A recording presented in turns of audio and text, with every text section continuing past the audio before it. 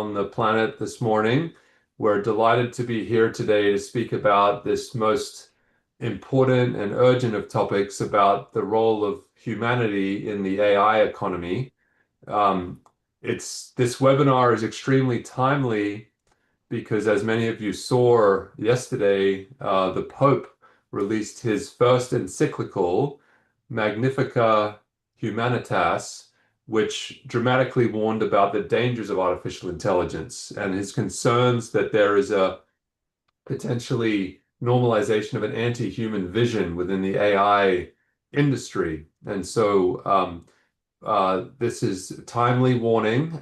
People are saying that perhaps the Pope at the moment is the most important voice in AI, and we have convened today a very multidisciplinary panel of experts to unpack this and discuss this further. We have experts from artificial intelligence, from venture capital, from business, from neuroscience, from labor economics, from development economics. So we are up to the task today to think through how do we optimize the brain economy transition in the AI economy transition? How do we link these and how do we develop them further? What is the role of new data, new insights, new tools, new science, new business models perhaps as well? Let's explore all of this today. And important to note that this webinar is held sort of halfway between, we did a wonderful collaboration with Nicole Bradford at Human Plus Tech Week in San Francisco. So thank you, Nicole, for being here. Maybe you can share some more about that. That event, we explored the role of the brain economy and AI in the context of healthcare, in the context of the workforce, so business, labor, and in the context of cities.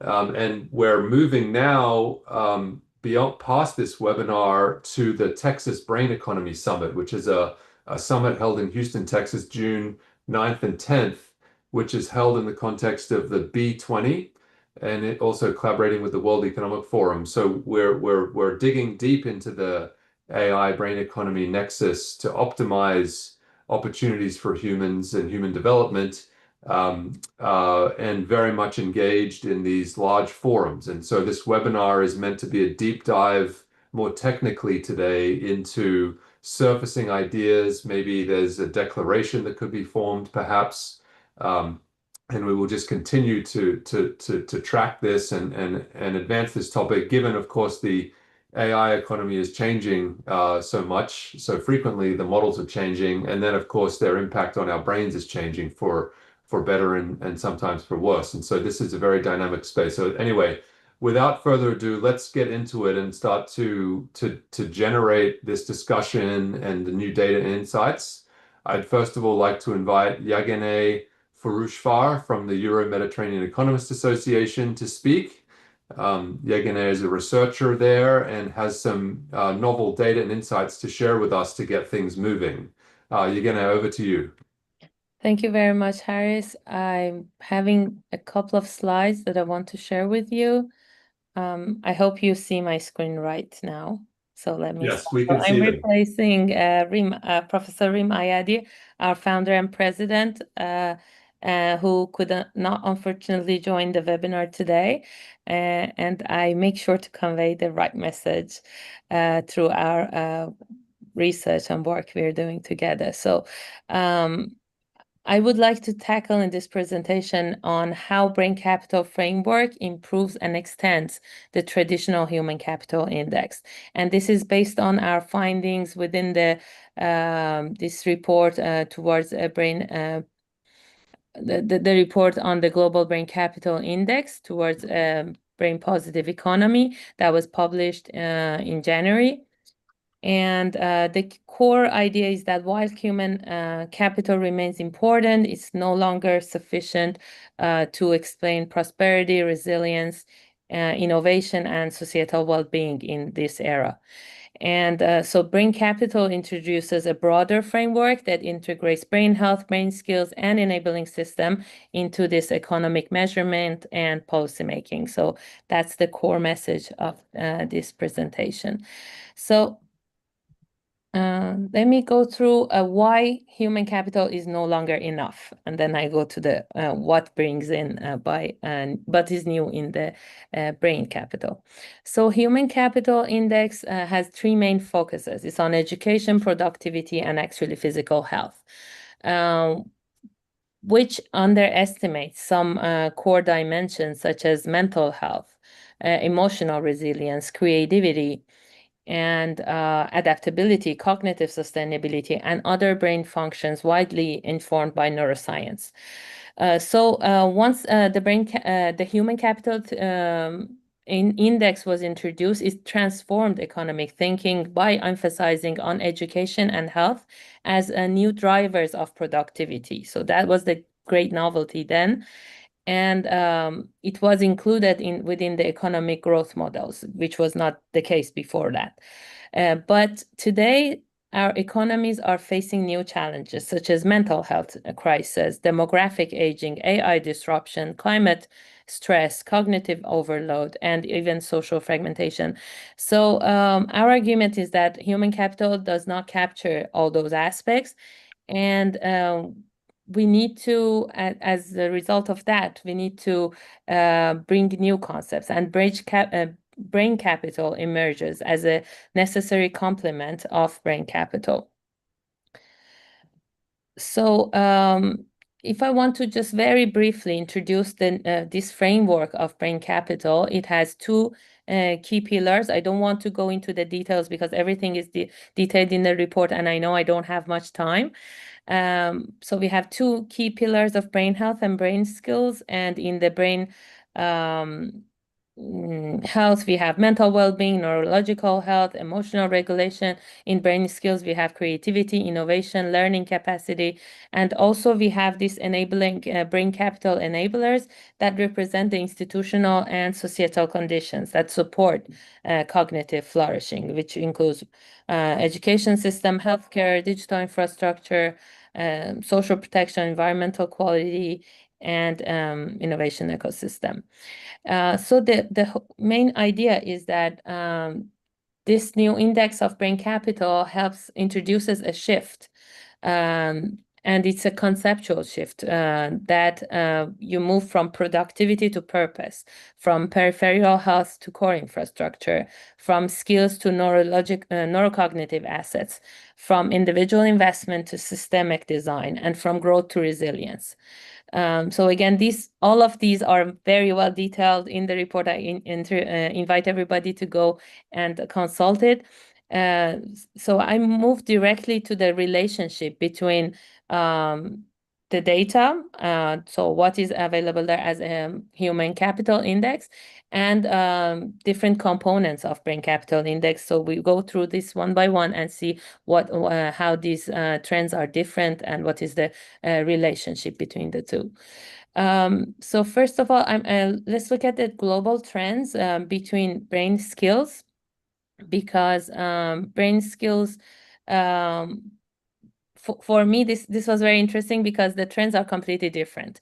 What we observe here is the brain, and just I need to also highlight that the human capital index by World Bank is available only for 2010, 2017, 2018, and 2020. So 4 years. But then the brain capital index we constructed for actually yearly, on a yearly basis. So both of the indices, the brain skills and human capital, human capital is downward trend, brain skills is upward trend. But this means that societies are increasingly investing in innovation, digital knowledge, learning systems, and cognitive capacities. But if you look at the correlation, you see the correlation is positive. So although the trends are in the different directions, but the correlation is positive, which means that countries with higher human capital consistently show higher brain skills. So there is, and this positive relationship remains staples across different years. So one other finding is that this positive relationship, so here I didn't explain that each dot represents one country, and on x-axis, we have the human capital index, and on y-axis, we have brain skills, so our index and human capital, and we see that the correlation is positive. It shows that countries with a stronger learning system, innovation ecosystem, trust, and cognitive capabilities achieve higher human capital performance, and that's with no surprise. Also, if we look at the other dimension, if we look at the brain capital enablers and the human capital, we see that the trends are more or less similar, but here it's a bit stronger. We have more resilience, we have more variation, and so on. Because countries with a stronger education system, digital infrastructure, healthcare, social protection, and governance also achieve higher human capital outcomes. So again, here, if you look at the relationship between the two, it's a positive correlation between the brain capital enablers and human capital. So this confirms that human capital depends heavily on systemic conditions. Again, countries with strong enabling environments, they protect brain health, they support brain skills, they sustain innovation. So these are the prerequisites for the brain capital. The brain capital is fundamentally systemic rather than merely individual. Another very interesting figure, in my opinion, is the one on brain health, because the key distinction between human capital and brain capital indices is that we introduce brain health. So this is actually, brain health is the hidden dimension, which is missing in the human capital index. And what we observe is that the trends are more or less similar. They're both downward trends. We have a decline in human capital, and we have a decline in brain health. That reveals this structural vulnerabilities because of in mental health situation, neurological conditions that are worsening, cognitive resilience, and emotional well-being. And if you look at the correlation and the different relationship between the two, we see that there is a negative or even not a very obvious relationship between the two, which is actually by design, because we don't have within the human capital index, we don't have brain and mental well-being and functions and brain health.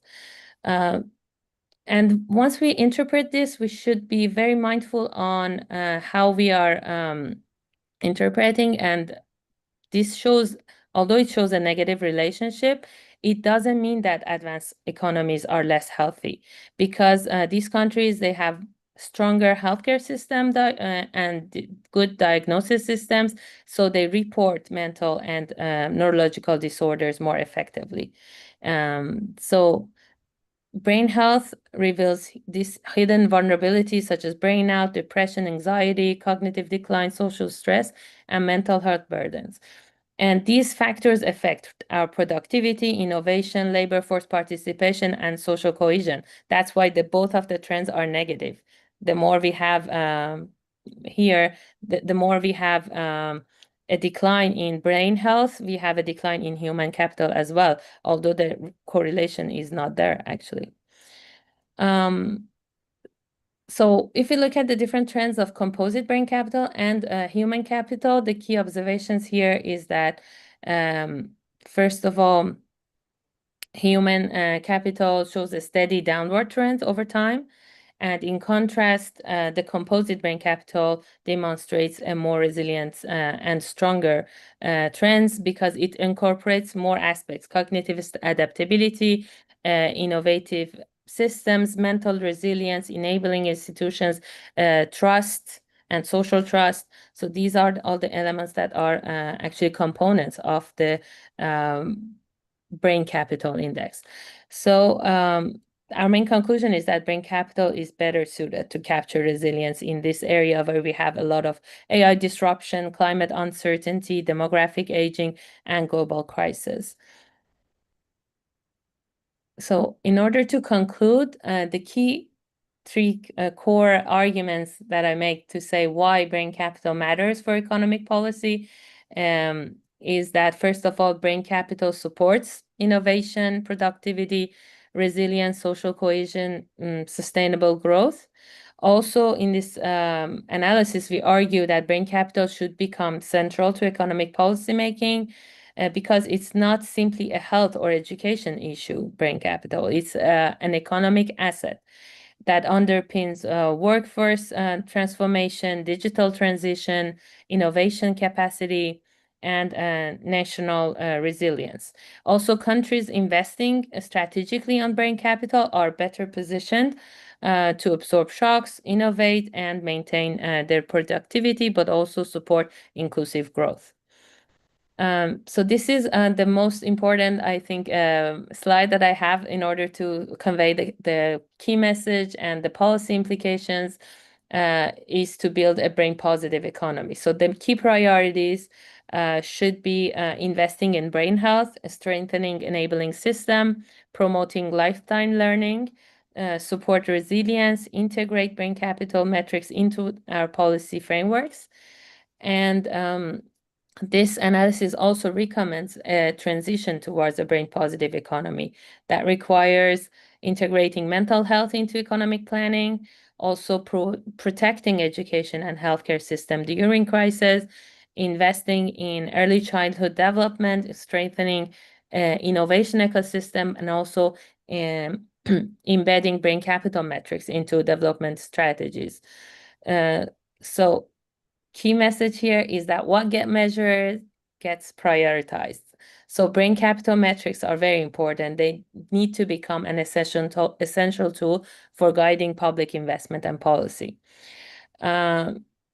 These are, again, some key conclusion points that I may skip for the sake of time. And I would like to end this intervention by quoting Professor 𝗕𝗓𝗄𝗧 that in the 21st century, the true wealth of nation will no longer be measured solely by years of schooling or economic output, but by the strengthening of their brain capital, the cognitive resilience, mental well-being, creativity, and adaptive capacity of their people. Brain capital does not replace human capital. It elevates it. It's transforming economic development from a model focused on productivity alone into one centered on resilience, innovation, and human flourishing in the age of AI. So I think that concludes beautifully my points. Thank you very much for your attention. Back to you, Harris. Thank you so much, Yeganeh, for that initial intervention, and it's wonderful to get us started on the topic of measurements, which is key to understanding, when we do things moving forward with the AI economy and the brain economy nexus, we have to measure what's happening. And so you've given us a potential measurement solution there, or part of it. And maybe it's important to mention to the listeners that the measurement piece will be the focus of the new Nature Medicine Commission on Brain Health and Economic Resilience, which will be publicly launched next month at the Texas Brain Economy Summit. So we have 25 commissioners, academic faculty from around the world, to take the Brain Capital Index through a peer review process and pressure tested, etc., with advisors from many international organizations and corporations, etc. So this measurement is we're grateful to EMEA for the work on measurement, and we continue to advance that collectively as a brain economy movement. So let's keep building on that wonderful first intervention, and I invite to the microphone 𝗕𝗿𝗘𝗜, who is the director of the Human Development Report Office at the UNDP. Pedro has recently released a scientific paper that we invite him to share with us to deepen and enrich this conversation today. So Pedro, over to you. Thanks, Harris. Nice to see you and to be amongst many friends. And I'll come to the paper, but I want to place it in the context of the work that we've been doing related to understanding the way in which AI is shaping prospects for human development. And part of that effort was reflected in our latest human development report on artificial intelligence and human development. So you mentioned also, Harris, at the beginning, the latest encyclical letter issued by the Pope yesterday, I believe.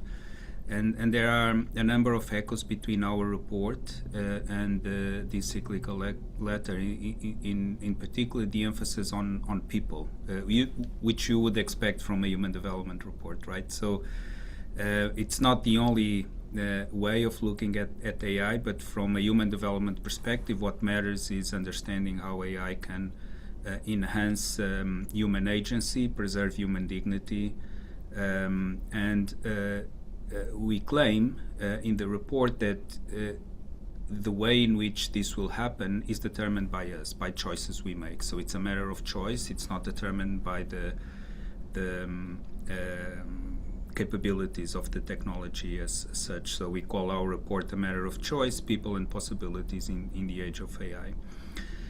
So I will cover briefly three topics. First, I'll share some of the findings of a survey we conducted on what people expect about AI that we published in the Human Development Report. Secondly, I will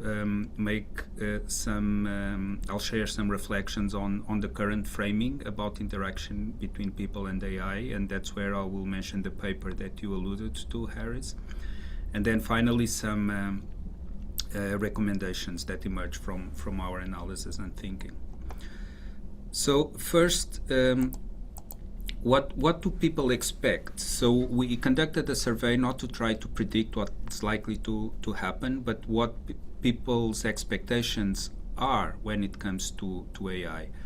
And one of the questions was whether people expect AI to be important in their lives, in their work lives, in health and education. So here are the results of the survey for countries at different levels of the Human Development Index. So from low at the top towards very high at the bottom. And the blue dots show the share of respondents that said that AI was already something that they were using. And you can see that this is around 20%. So 20% of the population across all income levels, all levels of human development, are already using AI, so around 1 in 5 people. But the most interesting finding for us was the response to whether people expected AI to be important going forward, so within a year. And here we see that about two-thirds of people in lower levels of the Human Development Index expect AI to be important in their lives, compared to less than half in very high levels of the Human Development Index. So this is the first message that comes out from our surveys, that people expect AI to be important, particularly in lower Human Development Index. So I think there's a collective responsibility to respond to this expectation, particularly in lower development countries, that AI is going to be important in their lives. And then we also asked whether people expected AI to replace what they do or augment what they do. So whether AI would have an effect on increasing automation or an effect in augmenting their work. And the dots here represent pairs of countries and occupations. So the two interesting findings from this response, and again I want to emphasize, is about expectations, right? It's not about predictions.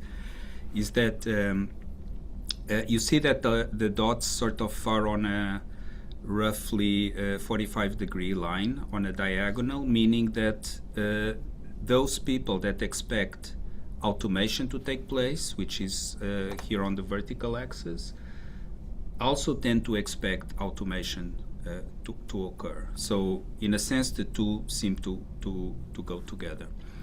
But the other interesting finding is that there's a bias in the fact that people expect more augmentation to take place rather than more automation to take place, given that the dots are sort of in this blue triangle. So there's a bias towards people expecting more augmentation than automation.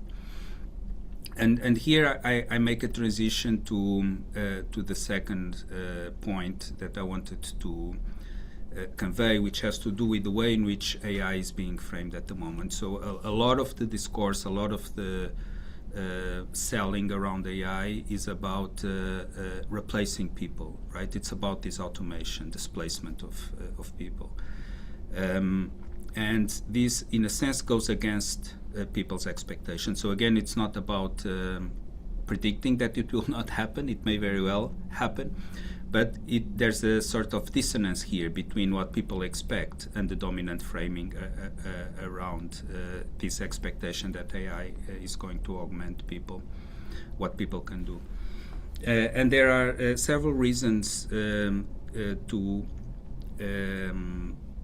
consider that this link between AI and automation is not as automatic as many people make it to be. One is related to the fact that even if AI can automate some tasks, it's not necessary that it will replace an entire occupation. And a good example of this was the fact that predictions made about 10 years ago that radiologist as an occupation would disappear did not come to pass, right? Because AI is very good at identifying disease in medical images, but that is not the same thing as saying that the entire thing that a radiologist does is circumscribed to this specific task of identifying disease in medical image. Another reason why there's not an automaticity between the use of AI and sort of the pressing demand for labor is because when there are increases in productivity and declines in prices of products, if the demand, the price elasticity of demand is sufficiently high, that can actually increase demand for labor in that specific sector in which there has been an increase in productivity and decline in price. And the third reason, and this will take me then to the paper that Harry's mentioned, is that it's important, therefore, to look at the ways in which AI can augment and complement what people can do.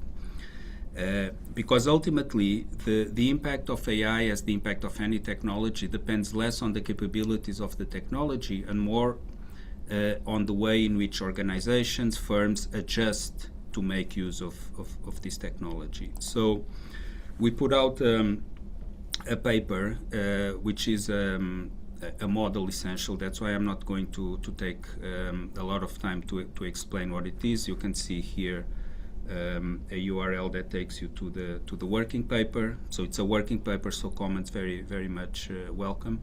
But the key idea here is that there's something that we are calling cognitive capital that can go into sort of a production function in addition to physical capital and human capital, and it will be important in determining the extent to which firms and organizations can use AI. So AI capabilities are the use of AI capabilities is in effect determined by the extent to which firms and organizations have this cognitive capital, which is composed of two components. One is expertise, and the other one is what we call experience, so more the tacit knowledge associated with the use of AI. It's also important to note that in our model there's depreciation of cognitive capital, in part related to the evolution of technology that makes the whole system dynamic. So let me quickly move to the recommendations. So the three key ideas that emerge from our analysis. The first is related to the importance of actively building this complementarity that we modeled in this paper. So building what we call a complementarity economy, so that we shape this augmentation that people expect to take place as a result of AI. The second key idea is what we call innovation with intent, and this means really looking at AI as something that doesn't, again, automate creative tasks, but something that can expand people's ability to express themselves creatively or advance science. This notion that AI can serve not only as an invention, but also potentially something that can be the invention of a method of invention. And then finally, investing in what we call capabilities that count. And here the key idea, it goes back to this notion of complementarity and understanding how we can deploy AI to augment what people can do. The key idea is that the big divide is likely to be less about people versus AI, and much more about people that can deploy and use AI to augment what they are doing and wish to do, versus those that don't have those capabilities. So I'll stop here, Iris. This is the URL for our office, where you can find also our human development report. Thank you.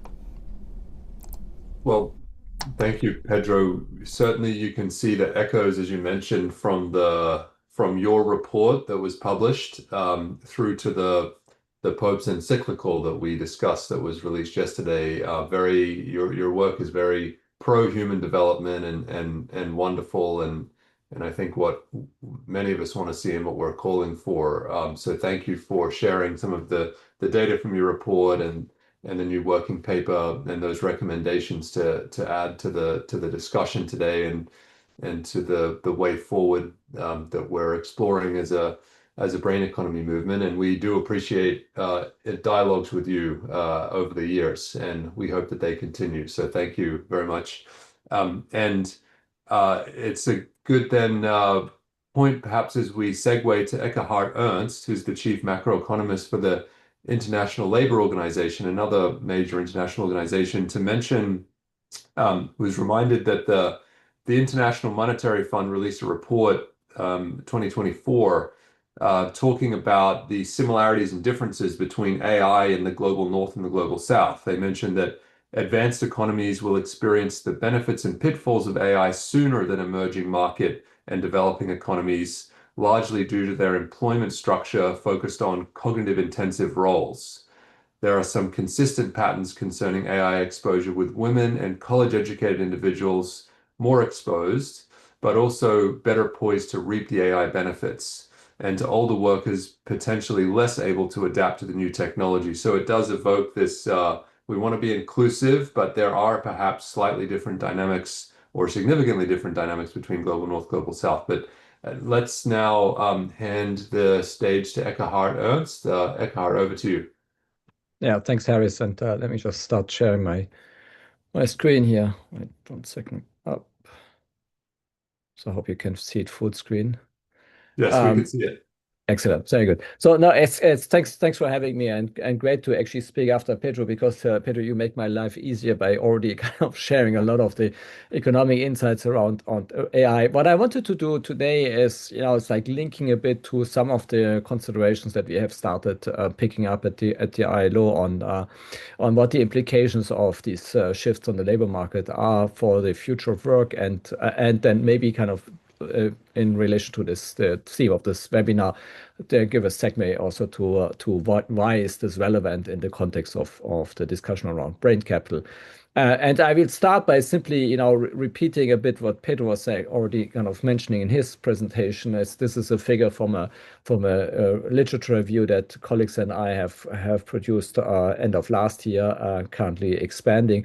And just to repeat, in a sense, the message that what we have been seeing over the last 5 years in particular is this massive shift away from automation among manual tasks towards exposure of occupations that are highly cognitive in nature. So you can see, I mean, what is interesting, it's not so much the individual colors or so, but what is interesting, if you go from the top left to the bottom right, you see that the importance of these different bars shift.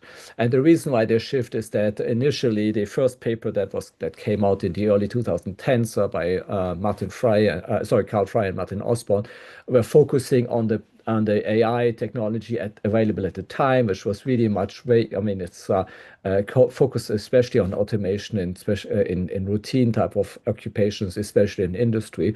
And as these new tools became available, and especially obviously with the latest wave of large language models, all of a sudden occupations with highly unstructured data and verbal communication, etc. So data that is not necessarily available in quantitative form have become much more exposed. So that's typically managerial occupation, business and financial management. But also, economics, for instance, is it's a quantitative science, but a lot of what economists are doing is actually available or communicated through verbal text and not so much to quantitative indicators. So this is the shift that we have seen. And one of the kind of takeaways that we took from this type of observation at the ILO was to say, well, these massive shifts that happen relatively fast require obviously an adjustment of our workforce away from, you have a skilled system where essentially you learn a trade, and by the age of 20 or 22, when you enter the labor market, that's it for the rest of your life. I mean, we have been talking about lifelong learning for a long time, and Pedro alluded to this a bit, but in essence, there was not much of a reflection. How do this actually happen in practice? And so I think that now with this type of rapid shifts in terms of what technologies can do to different types of occupation, and the fact that we actually have a much more stagnant workforce overall, in the sense that there are very much less and less younger people entering the labor market, and there's a much longer time horizon at which you stay on the labor market. I mean, retirement age is going up almost everywhere, at least in advanced economies. You will see that the size of the population that needs retraining and upskilling is growing, and so we have to focus our policy effort in that direction. And so one thing, my colleagues have actually produced a lifelong learning report that just came out last week, in case you're interested. But I have started some reflection myself on this topic, trying to break down for a set of 50 countries in this particular chart, to understand where do countries stand in terms of their effect to integrate a dynamic skills system type of development. And so here, this is just a headline indicator. And so the maximum score that you can get on this indicator is 100. And you can see that most advanced economies are quite well to do. And then as soon as you go down the development ladder, you see that you kind of reach, extremely low levels. So countries recognize the shift to lifelong learning, but they don't necessarily have the institutional capacity. Now, the headline indicator doesn't necessarily tell you much. So one thing that I did in this type of work was kind of trying to understand what are the different components that make up this headline indicator. And so here you can see these 8 components that are behind it. And I think that there are kind of a few points that are worth highlighting. One is you obviously need a strong labor market intelligence system. And so countries, especially advanced economies that have the capacity through public employment services, etc., to actually produce this type of intelligence, both for their internal consumption in terms of the administrative capacity, but also as information set for people, especially for young people, obviously, to understand where the new trends emerge on the labor market is important. And so you have these different elements to it. You have, for instance, an indicator that gives you the variety of skill supply. So, the differentiation of what the skilled system actually can provide in terms of trades and occupational profiles. And then you also have things like to what extent these systems can adapt to new changes. I think that's really important. And you see some systems are much more adaptive to these changes than others. My home country, Germany, has a relatively slow system because it takes 2 to 3 years before the vocational training system can react to any new changes. And it takes much longer when you, for instance, completely new occupations enter the market, like AI specialists, etc. Another important point in this chart here is if you look at the variation by tier, you see that the top tier typically has very low variation. So most of the top tier countries have a relatively squeezed type of performance differences. They're very similar in terms of what they do, whereas the low income tier, or the bottom tier, has much more variation, which indicates a lot of these countries would actually be able to just improve their performance by looking at one indicator, let's say on labor market intelligence, rather than kind of doing everything at the same time. So they can maybe improve on the labor market intelligence, maybe also look into the learning infrastructure, especially in the age of AI. They maybe use more of these tools to kind of improve the capacity of young people and adult people to actually benefit from these changes. So that's in a sense already an indication that there's a lot of things that still needs to be done in terms of this lifelong learning system. But what I wanted to do beyond that is, what is it actually that the brain capital aspect can add to that? And Yeganeh had already shown you the brain capital index that they developed, but I felt like, what dimension of the brain capital can add information to this type of indicator? So what I did is, I did the same structure of the indicator. So started with this, what I call the cybernetic architecture of this skills index, and see to what extent there are additional elements that are missing. And so one of the elements is, for instance, everything related to prenatal care, child nutrition, health expenditure, etc. So you see that a lot of these skills responses come actually at the point where a lot of the problems have already emerged because of lack of healthy nutrition for young children, or from mothers, if for that matter. So that you actually have already a cohort of young people entering this education system. I'm not talking of the labor market, but the education system actually at a disadvantage. And obviously that's something that this dimension is not covered by any kind of lifelong learning dimension, and it's not covered by any policy response that would try to to address let's say the dynamic skills provisioning in an economy. The other thing is at the later age, and I think that you alluded to it, at the later age, things like workforce capacity, disorder prevalence, and so these are elements that need to be tackled early on if you want to make sure that your workforce is capable and adaptable even beyond the age of 55 or 60. I mean, when you're talking about in some advanced economies like Denmark, retirement age is now pushed up to 70 years. That means that you have an enormous increasing large cohort that really require access to mental health support to make sure that these people are actually capable still to adapt to these changes.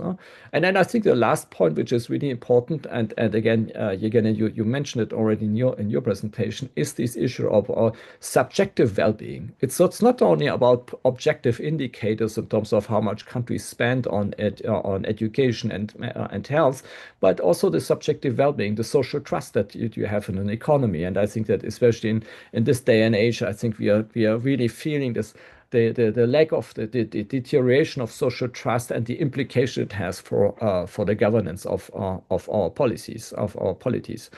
And so I think that these aspects have not been taken properly into account, and so I mean my point was that in my not taking this into account, you actually see that countries kind of shift their positioning in these indicators. So actually, interesting enough, some some rich countries, but also some middle income countries like Argentina or Brazil or Mexico perform much better than their skills indicator would suggest, because they have relatively speaking, a much better mental health situation. I mean, Italy is an interesting outlier in this respect, that because the Italian education system is certainly not well geared towards a dynamic approach to upskilling, but the health situation in Italy is much, much better than in many advanced economies. And so Italy, in a sense, shifts up and has certainly a capacity to benefit, from a much healthier workforce further down the line. And you see on the other side, like top performance like Singapore or South Korea, that have really top scores in terms of their skills indicator, fall behind because of a lack of focus on the health issues. And so I think that, again, not taking into account the brain health component is really affecting the effectiveness of their policies for skills development. And so, I mean, I don't want to take too much time, but I wanted to kind of show a few ideas of what to do in these different segments that I showed you at the beginning. One is it's a kind of those top performers that are already like Singapore and South Korea. They certainly need to preserve and extend some of the aspects that they have. It's like prenatal early childhood investment is important. Also, we have this discussion now in France about use digital environmental health. Do we actually need restriction to the access to social media? Probably yes. Exactly how to do that is not entirely clear. Australia tried to do it. It's not necessarily successful. So we have to see what are best policies in this respect. But these are policies that are important to preserve the lead that these countries have. And then actually, interestingly enough, one aspect that, and I haven't really talked much about this, one aspect to this mental health is also equity. So access to equal access to skills, labor market access, and mental health is really important. So it's not such a gender neutral policy is not necessarily the right way. We have to focus on specific needs that specific types of populations actually have in order to benefit from an improved brain health environment. And then I think for let's say the lower tier of the charts that I showed you, things that really are important and that require, policy focus is building a cybernetic capacity. What I understand by that is essentially building a skills system that is dynamic, that is reactive, that provides sufficient amount of variety to address and provide capacities for these countries to expand in new areas such as AI. But then also, especially in really low-income countries, invest in foundational health and skills system like prenatal early childhood investment, mental health workforce build out. When you think about countries like Ghana, for instance, where they have a relatively good mental health force, a good health force overall, but don't benefit from it because these health workers are typically move out of the country relatively quickly. So there's a significant challenge for these countries to actually make sure that they have a sufficiently large and supportive health environment available. And so, sorry, let me just finish on that last point. None of these policy options are really easily accessible or things that really kind of can be implemented overnight. Some of these take really 10, 15 years to reach peak capacity. And I think what I kind of take from this initiative as Phil to say is, well, we need to start now if we want to have a chance by 2040 to actually have a workforce that is not only skilled but healthy, brain healthy to address these challenges and to be able to benefit from these new technologies. So I keep it at that, and thanks a lot again for having me. That's wonderful, Eckhard, for sharing your new insights there with us today. Last time you were with us, you shared your cybernetic skills index, which was very hot off the press and interesting. And now you're taking it a level deeper to outline how brain capital can perhaps modulate that and provide some new value. So very, very grateful. And also, I think your you're absolutely demonstrating one of the tenets of the brain economy is to try to bring sort of brain health as one example, typically a health issue, into the labor field, and vice versa, which is, I think, helping us to get some new opportunities for policy and new forms of investment broadly in this area of human development. So anyway, thank you, Eckhard, for many reasons. And so now it's time to move from the macro into still large-scale systems, but deeper into sort of the workforce area. And I invite 𝗘𝗰𝗃 from the McKinsey Health Institute, who leads healthy workforce function there, to share with us perspectives from a workforce perspective. Over to you, 𝗘𝗰𝗃. Thank you, Harris, and it's wonderful to be here. Thank you for the invitation. It's also great to learn from others and to be part of the story that we're jointly creating. So let me put my slides in presentation mode here. What I want to do in the next 10 minutes is really do a double click. Oh, 𝗘𝗰𝗃, we have them on speaker mode, like we're seeing the speaker version as opposed to the with some notes. That's good. Yeah. Super. So now you see the whole slide. So wonderful. Yeah, we see the whole slide. I want to do a double click indeed to workforces and workplaces and talk about building brain capital in AI-powered organizations. And we've developed 5 principles for health, performance, and transformation. And before we go into that, quickly, a few words about McKinsey Health Institute. For those who are listening and are not familiar with our institute, our mission is adding life to years and years to life. And MHI generates bold insights into today's most urgent health challenges and mobilizes leaders on these topics. And we worked with many of you who are listening and many of you who are talking today, multiple perspectives. And if you want to know more about our institute, of course, I gladly invite you to have a look at our website. Now, our sister institute, McKinsey Global Institute, just launched a new report about Europe. But also they have introduced a report last year about the global economy and work in the future that will be about partnership between people, agents, and robots. And it's the reality on the ground, as many of my colleagues already have mentioned. And what we know is that by 2030, some skills will be more exposed to automation than others across European countries and also across the globe. And the emphasis of the skills that are less exposed is here. You can see here on the bottom left part of the curve.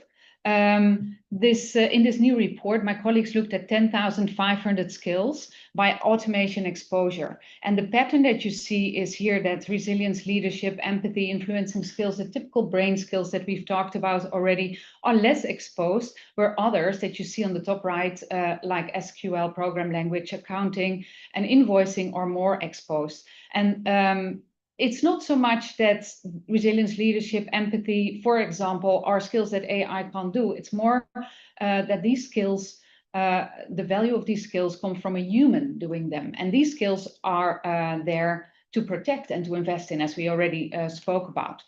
So it's just a different perspective on the same topic that you already heard. Now, what is the reality of today? We state that AI value will be constrained by human capacity, not so much technology.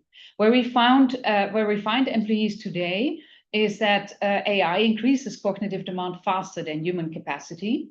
Work is shifting from execution to judgment with faster work cycles. We already, in a previous report that we launched, we found that more than 1 in 5 employees report burnout symptoms. And we will actually have another look next year and report what the current state of burnout is across 30 countries around the world. We know that cognitive load is rising across all roles and transformations potentially stall due to human limits. Now, if this is the current situation and we add the ongoing transformation and the AI, the technological change, then there is a potential value leakage if we don't take care of that. And brain capital can help close that gap. And so therefore, the emphasis on scaling human capacity should also be done in tandem with scaling technology. So what if we can just imagine, right, that we could drive AI transformations, improving efficiency, boosting productivity, fostering innovation and creativity, growing the business, all the great stuff that we hope AI can bring. But actually, if we can do it, whilst also improving the health and well-being and employability of our people. I hope that in the next, well, maybe year, maybe sooner, we will see stories that actually explain how companies have done that. We don't have them today, but that's an aspiration we have. And in order to do that, investing in technology is, of course, important. Investing in change management is important, but investing behind brain capital and putting brain health and brain skills at the heart of an organization is critical. And so we've defined 5 principles with help of many in the ecosystem to do just that. And I want to take a few minutes to take you through them. So designing with brain capital at the core, what would be those 5 principles that could do that for AI-powered workplaces?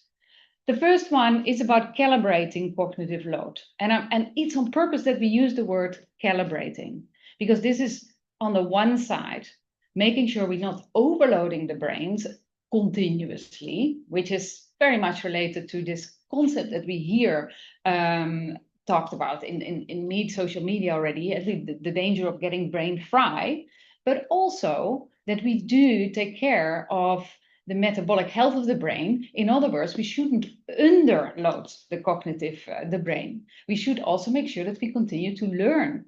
And so this is about intentional matching of demand to capacity. This is about the supply chain. And how do you do that? This is part of the, when you rewire your organization, this is how you can actually think about this particular principle. I'll give you a few examples after I have mentioned the 5 principles, so to make it a bit more concrete. The second principle is about protecting cognitive capacity, and that's the supply side. This is about protecting and restoring the brain. Basically making sure the battery remains full, that we make it part of our ways of working, that people can restore and recover, but also that it's part of work processes. The third principle is about enabling focus. And this is in particular important to be intentional about, because in today's age, day and age, where we have so many systems open, we're constantly disrupted, constantly distracted. How can we actually pause and make sure that we also have focus time and deep, challenging time? That's where the space for innovation and creativity happens, as opposed to the tasks that we can do on autopilot. So thinking about the architecture behind this new organization that actually enables focus is critical. The fourth principle is about building adaptive brain skills. And in this principle, we're not only talking about learning agility and adaptability, which includes emotion regulation. This is also about helping individuals understand what brain health is and how they can take care of the brain, almost like helping them think like top athletes, right? There is a lot that's asked from our people. How can we help them help themselves? But this is also about the teams and teams collaboration between teams in this new architecture that we're building. How do we actually work together? Then the last principle is about driving brain positive environments in an organizational setting, which is about creating and sustaining workplace conditions, social, physical, and digital, that support brain health. What I want to emphasize, though, that these 5 principles are not only about one side. It's not only about behavior. It's actually about creating intentional system design, what we build that has these 5 principles integrated. So if we design AI systems that we need to work with as employees, how can we actually help build systems that actually are supporting the human brain instead of overloading them?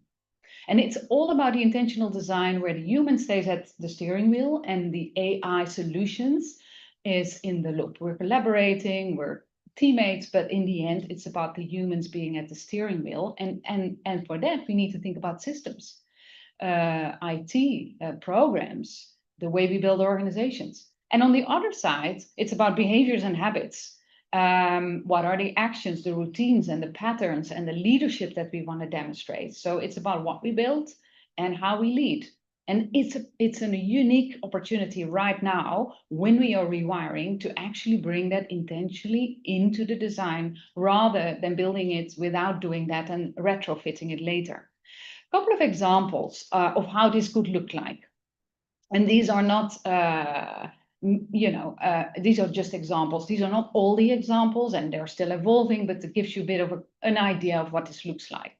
So if we look at principle 1, calibrating cognitive load, an intentional system design could be, an example of that could be that we establish systems in place that monitor for signs of mental over or understimulation with feedback loops that promptly triage. Currently, I don't know. I don't think that it exists yet. And there may be also challenges of developing these because we are currently not living in this world. So what could this look like? What are the mechanisms through which we do that? But we should explore how we could do that, right? An example of protecting cognitive capacity is that we could use, again, system design, use platform data to identify burnout risks and individual at team levels, triggering early interventions. What can we do? How can we use data from different systems to understand overload or underload? And how can we actually put pauses in place automatically already?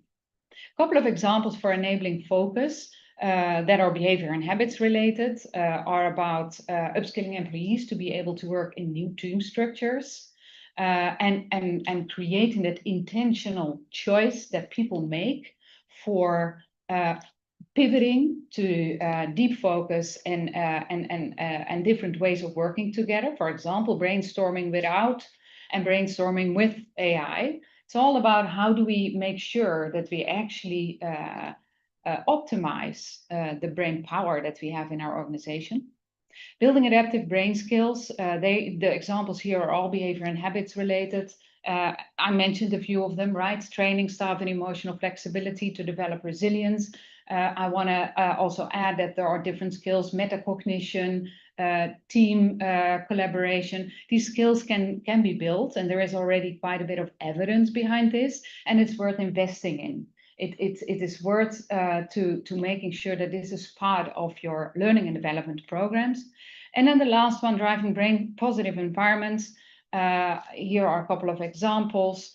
And I want to call out the middle one, optimize workspaces.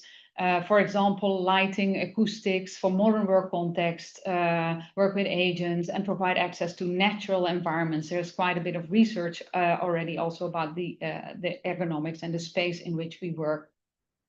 So one way of measuring brain capital related concepts in the workplace I want to highlight here. There is, of course, so much out there, but this one is freely available. And we recently, MHI in collaboration with the researchers behind this, published an article that showed cross-cultural measurement equivalence of the burnout assessment tool.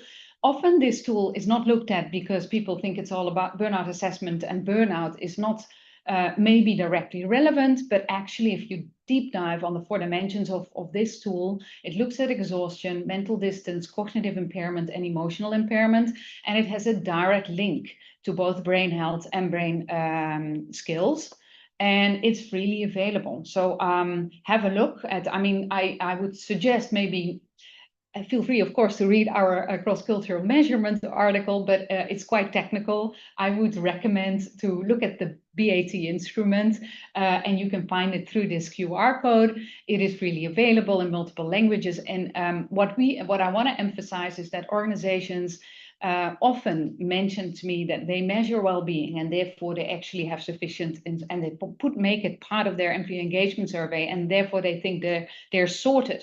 But what we've seen in our research in 2023 is that actually well-being or engagement or holistic health is though it is correlated to burnout symptoms, it's a very different construct. And the way you actually improve well-being and holistic health and engagement is done differently than how you actually improve on or reduce burnout symptoms or those four aspects. And therefore, understanding your baseline helps you improve on how you can act.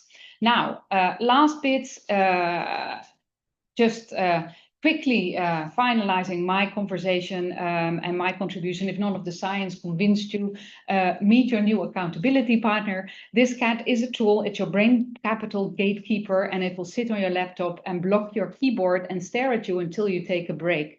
Currently, I don't think there is an AI tool that has managed this level of intervention yet, but you know, if you think you cannot do it, you can at least install a couple of tools for yourself. But we truly hope that these principles will inspire new design in organizational settings. And we really hope that we will get a couple of strong cases where we can both improve the workplace from an AI perspective, as well as employee health and brain capital perspective in the future. Thank you very much.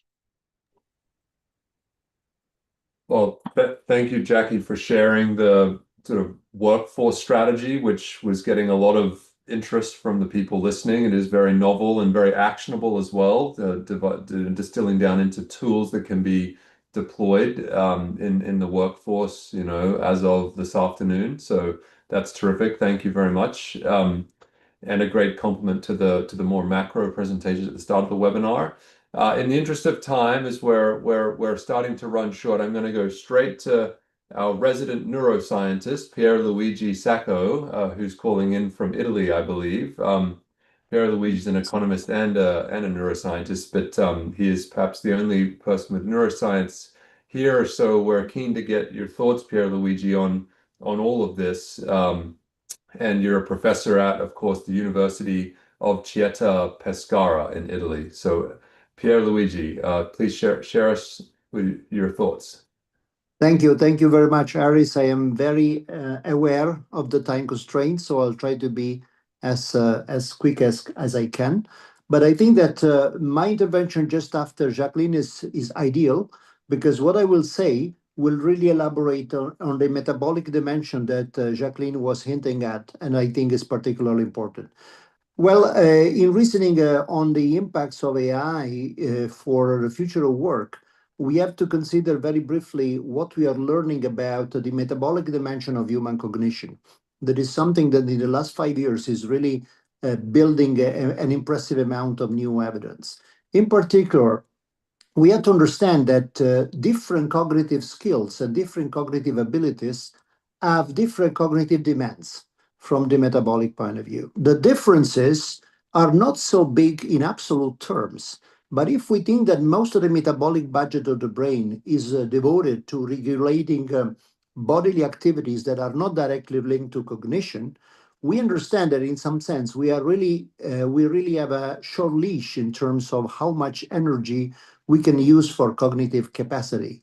And as a consequence of this, truly engaging cognitive activities that have to do, for example, with counterfactual thinking or frontoparietal engagement with control and executive systems and so on and so forth, are particularly expensive. As a consequence of this, the fact that we offload generally to automatic systems many cognitive activities is not evidence of abandoned rationality as we tend to think in traditional terms, but is really a metabolically efficient optimization of the scarce cognitive metabolic resources that we have. So the point becomes how AI is changing this picture. And there are quite interesting, I think, insights in this regard. I apologize, I'm not sharing slides because most of what I'm saying is basically work in progress that we hope to publish in the next few months. But I think that the line of argument will be understandable anyway. First of all, what is becoming clear, and in this sense, the base of evidence comes mostly from medical diagnosis evidence, because this is where today we are developing probably the most articulate picture of what are the cognitive effects of massive adoption of AI. It's emerging is that AI really creates a sort of bistable cognitive regime, not a continuum of possibility. You can either have an amplification regime, in which, given the level of your generative models from the cognitive point of view, you are able to really take advantage of the augmentation capacity of AI, and this creates a cognitive booster. Or you have a very, very dangerous hollowing out, because if your the level of articulation of your generative model is below a certain threshold of complexity, there is a real threat that your capacity of independent thinking is literally eradicated, more or less. So the point is that if this is the scenario, and I mean, what we are, for example, learning from medical diagnosis points very clearly to this. The relevant unit of analysis is not just our mastery of individual tools, but is what we could call the cognitive exposure. So we need to start thinking of the quality of the informational environment we are exposed to, not different from diet, air quality, or social bond density. Literally, we are swimming in that kind of pool. So if the water is polluted, that's a big problem. If the water is clear enough, that's not, but this is not an individual choice. This is really a social choice, and the consequences can be far-fetching. In terms of the metabolic logic of AI use, we don't have a clear-cut picture, because clearly AI is very beneficial potentially for offloading very cognitively engaging activities that sometimes can ease, for example, the burnout risk that Jacqueline was hinting at. However, if we exceed in this particular regard, the consequence can be that in the end, we are not able to recover our capacity to use critically this kind of tools, and especially to maintain the level of fluency that is needed to be able to use these generative models in a sophisticated way. This means, as an implication, that of course, we already know this, that the most dangerous and exposed categories are ones that are in the middle range from the point of view of cognitive complexity. But the point is, what do we mean by middle range? In some sense, as I will explain in a moment, insofar as we are not able to incorporate certain key cognitive abilities in our toolbox, what we can consider the middle range could shift significantly much beyond what we think. In particular, and this is in some sense related to the previous point, the mental health profile of AI-mediated work, again, is not obvious at all. In a sense, we can say that the fact that we can chronically disengage with certain forms of cognitively challenging activities risks to attack what is probably, according to the literature, the most established factor that determines mental well-being at work, which is sense of purpose. How can we work on an idea of purposeful work in a situation in which, in some sense, there is a risk that many of the key decisions in terms of how purpose is determined are, in some sense, outside the experience of the individual sphere. So this is a very, very serious problem that personally, I think, points to a relatively surprising probably development, because one of the most important activities that are useful to humans to develop sense of purpose are the arts. And the arts are not simply entertainment or free time. The arts are literally a cognitive technology that is fundamental to tackle unprecedented situations. So what I think is that sense of purpose could probably combine in surprising but productively innovative ways with certain forms of artistic engagement in the workplace as a form also of protection, not only of intellectual productivity, but also of mental health. Of course, this means that the aggregate productivity metrics will be, I think, significantly biased by what we are seeing. So the problem is that, of course, if we will measure in the future the traditional performance indicators, it's inevitable that with the massive adoption of AI, these performance indicators will probably bloom, as they are already doing in some places. Think of the United States. However, the point is the second order capacities, how they are still related to human contribution. And by this, I mean novelty handling, option generation, attentional endurance, model repair under environmental change. These are aspects that only a truly brain capital metric can capture.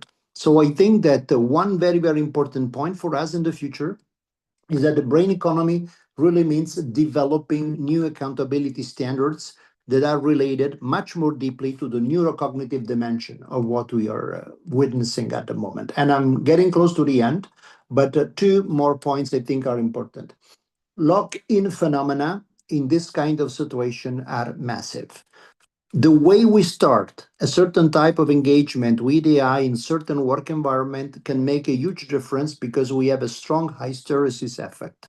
The way in which we initialize the process is probably bearing on long-term consequences. So this means that the timing of adoption, or for example, forms of the platform interface design, like the final example that Jacqueline showed us, are increasingly important. If we don't learn to calibrate the functioning of this particular platform to certain defaults that can orientate in a productive way. I mean, the building and the consolidation of the generative models of human workers. I think without this is going to be probably a very, very huge criticality in the future. And of course, at this point, the problem in terms of policy frame is not AI literacy in itself, because literacy is, in some sense, is a consequence of experience. The problem is predictive autonomy. So I think that a few new dimensions that we should consider are cognitive sovereignty, metacognitive scaffolding. We have already spoken about metacognition. Metacognition is literally the skill, because the problem is that humans have no problem of, let's say, cognitive limitation, unlike what behavioral economics wants us to think. I mean, human cognition is very well designed. The problem is that the environment is changing so quickly that we have to judge from time to time what style of reasoning is relevant when. And this is literally metacognition. Unfortunately, unlike cognition, this pace of change is completely unprecedented in human experience. So this means that without a deep metacognitive training, we are simply not designed to deploy this level of skill to the challenge that we are really facing at the moment. So I wouldn't insist too much on how important metacognition training is important in the future. And for the reasons that I said, cultural and artistic participation. This is no longer linked to ideas of entertainment, is really linked to new forms of calibration of our predictive engine, because in a sense, the arts are the mental technology that humans have invented to hone their predictive capacity in low-risk situations. So in some sense, we also have to redefine the boundaries of what are the vital skills for this kind of environment. Thank you very much. Brilliant intervention, Pierluigi. Thank you for bringing the neuroscience dimension to this important theme today. Appreciate the points about arts, absolutely, metacognition, and we're glad that you're on the journey with us around measurement as well, with the Nature Medicine Commission and in optimizing the next generation of this brain capital index, which is terrific, and some of the other speakers have added to that too. So okay, so in the interest of time, let's keep moving on. I'd like to welcome for the next intervention 𝗕𝗰𝗄𝗘𝗜, who's coming to us as co-founder of the Brain Future Foundation. 𝗕𝗰𝗄𝗘𝗜, the floor is yours.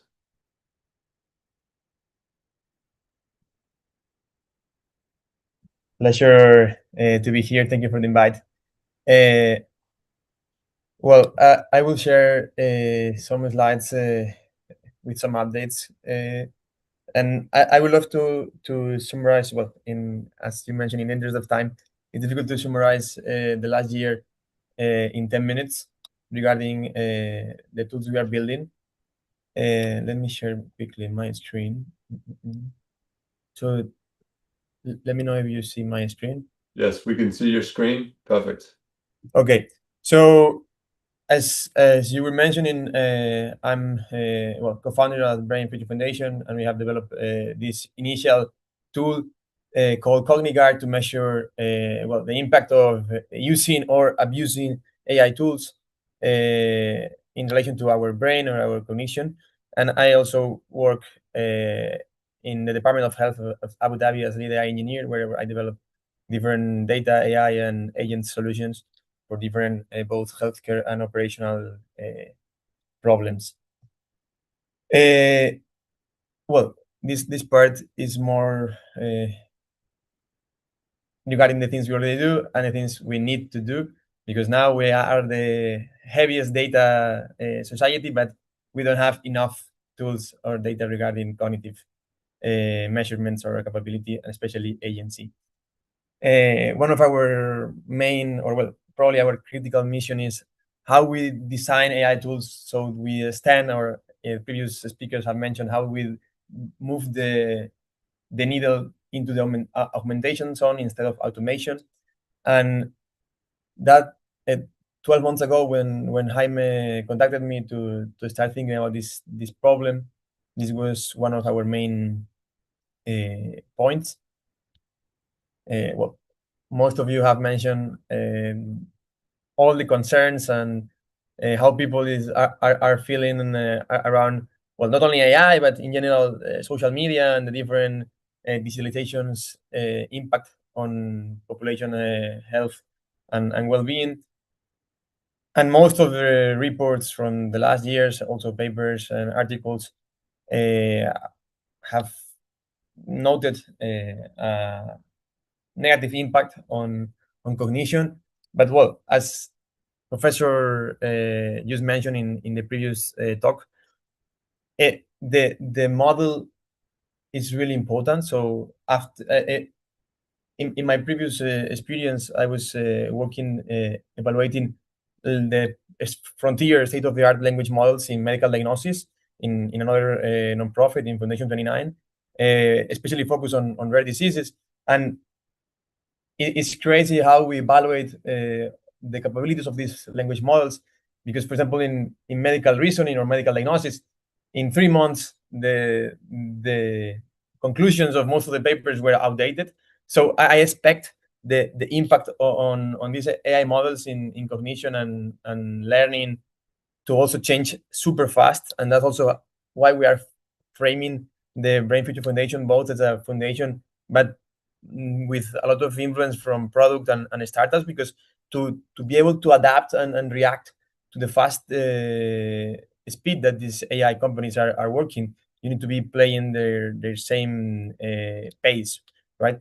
So even though most of these papers were really mentioning the how AI was making us lazier and destroying our critical thinking and reasoning, I'm pretty optimistic, and I think the rapid advance of these language models would surprise us in the following year, in the following years. But in the meanwhile, and also as not all the people will have access to the frontier models, we think it's really important to develop tools that might support everyone equally. So that's why we are building this CogniGuard, to help everyone, independent on their knowledge about which models to use and how to use them. So anyone could get the best out of these models. So we are working weekly. We're having weekly meetings with human-computer interaction teams in the UCL to work in this research. And most of the research is around this tool we built in the last year that has, to summarize, 3 parts. First part is tracking and capturing all the interactions you can do with AI tools, both with the actual knowledge, but also with the patterns. How do you write, edit, correct, think, review the answers? We will try to capture all the different interactions you might have with the most used AI tools. And then we try to score all your interactions in 4 zones. The typical, like the less cognitive demanding zones are manual and efficiency, which means not complex tasks, but that you are increasingly delegating into AI. The ideal zone is empowerment, of course, high complexity and cognitive demanding skills, where you use AI to help you learn. And I think it's one of the best times in history to learn anything, especially if it's well documented in the internet. Most of these frontier AI models are incredible tutors, and there are also some papers around this from Harvard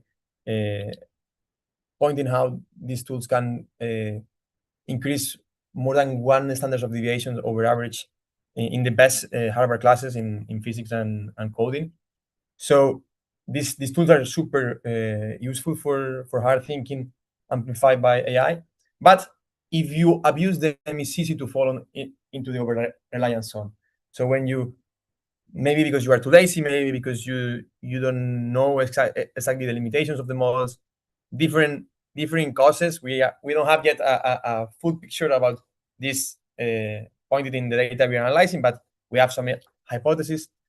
We will try to avoid falling into this over-reliance on. So in the app, we try to score all your, for example, this, I think these are some real scores from Jaime, my co-founder.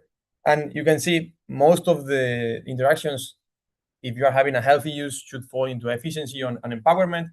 But sometimes, maybe, as I was mentioning, you are too lazy, you were too tired, and your interactions might fall into over-reliance. So we want, and we are designing tools to try to help you maintain most of your interactions, ideally in empowerment, but could be also in efficiency if you decide to delegate most into low complexity tasks.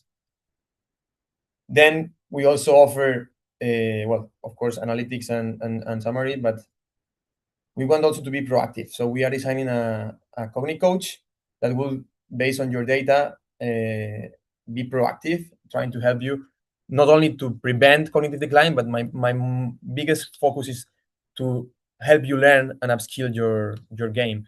So, and how do you use both the AI tools, but also how you learn better the skills you are more interested into.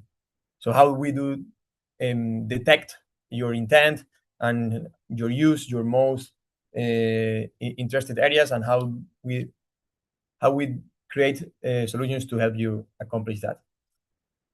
And some new updates from the previous talk that Jaime did. Now we have already 37 beta testers in the last 8 weeks, and more than 1,000 prompts, not only analyzed, but anonymized and research ready. So we can use it to improve both the product and to collaborate with UCL into our first research study. Some of the new patterns we saw around the most power users or power beta users is that some of them are reporting that just seeing the cognitive score going down and up while they use the AI tools is helping them to stay focused, to think more critically how they design the tasks or the asks they do to the AI.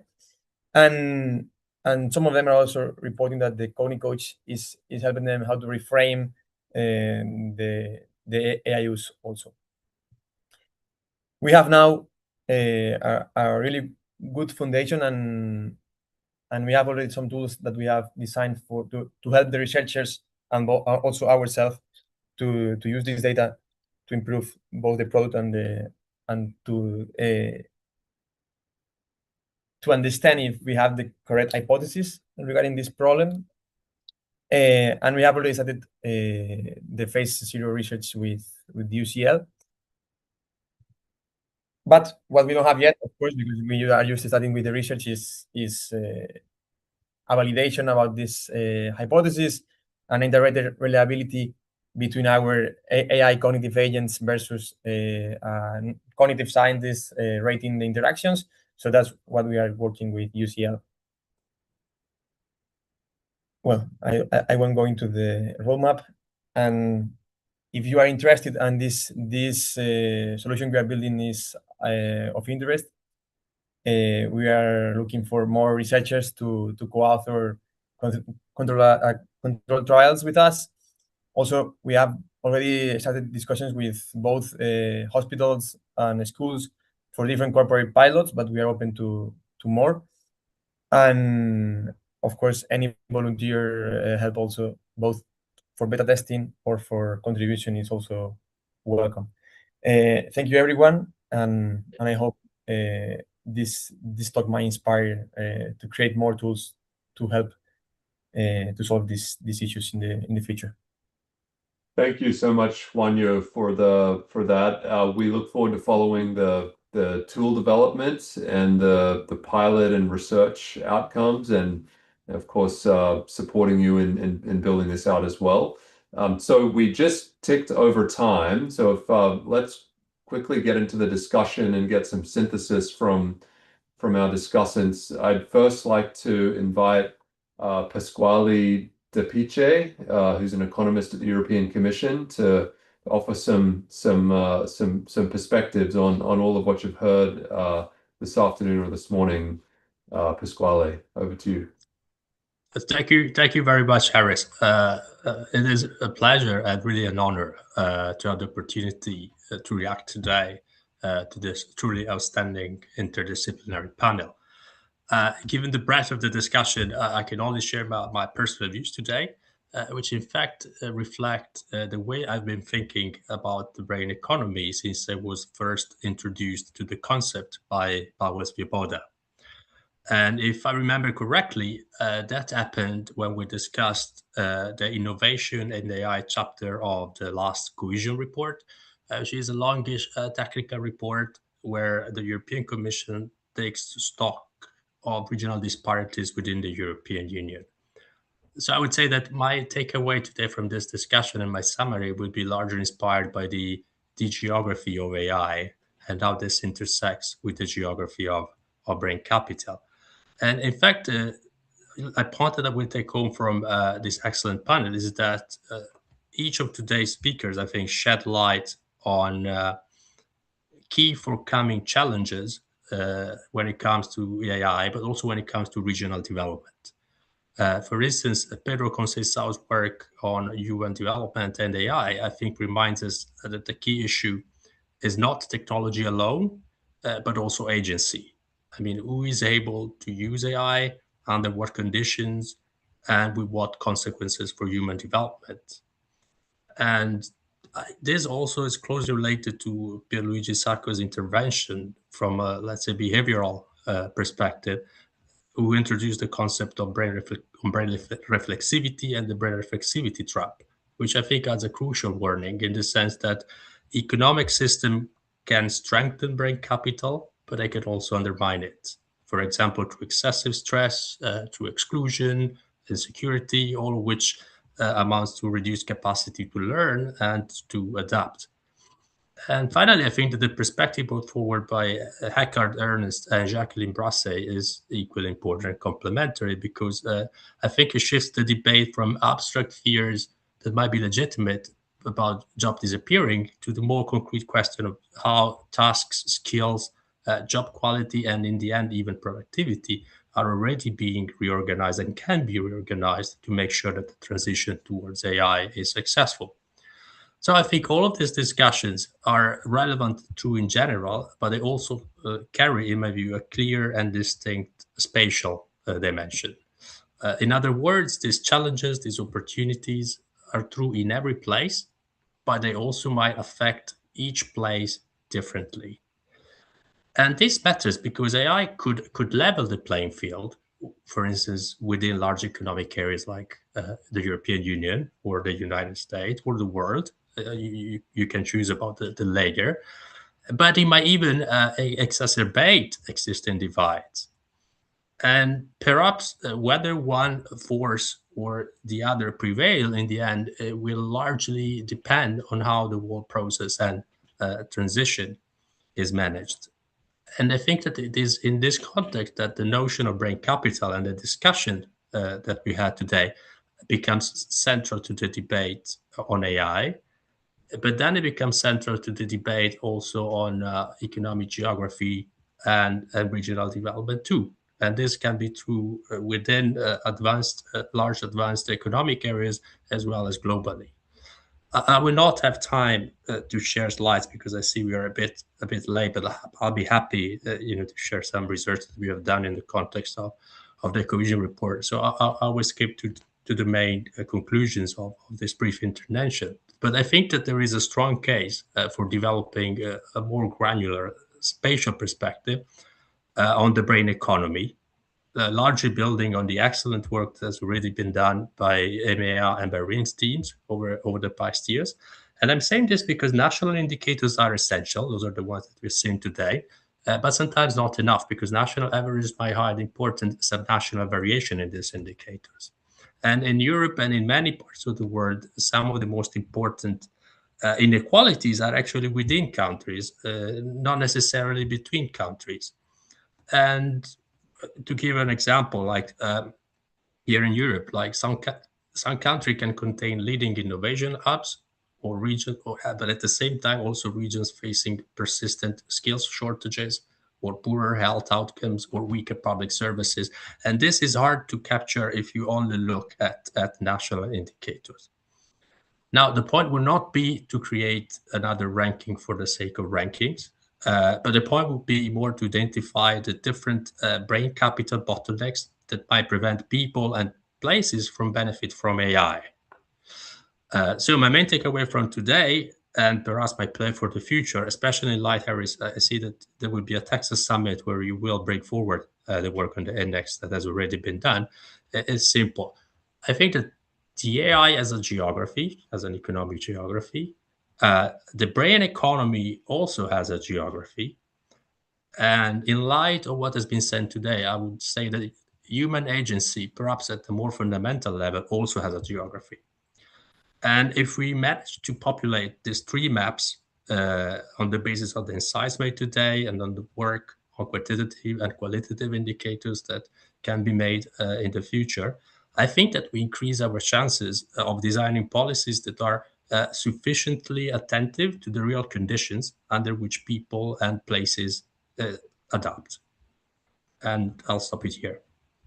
Brilliant. Thank you, Pasquale, for those important points. We look forward to working with you collaboratively on the regionalism point, particularly in Europe, but we take that point globally that regionalism is very important, and certainly then mapping the AI economy and the brain economy together is very on theme with this webinar and is critical too, not just brain economy, but these economic transitions together.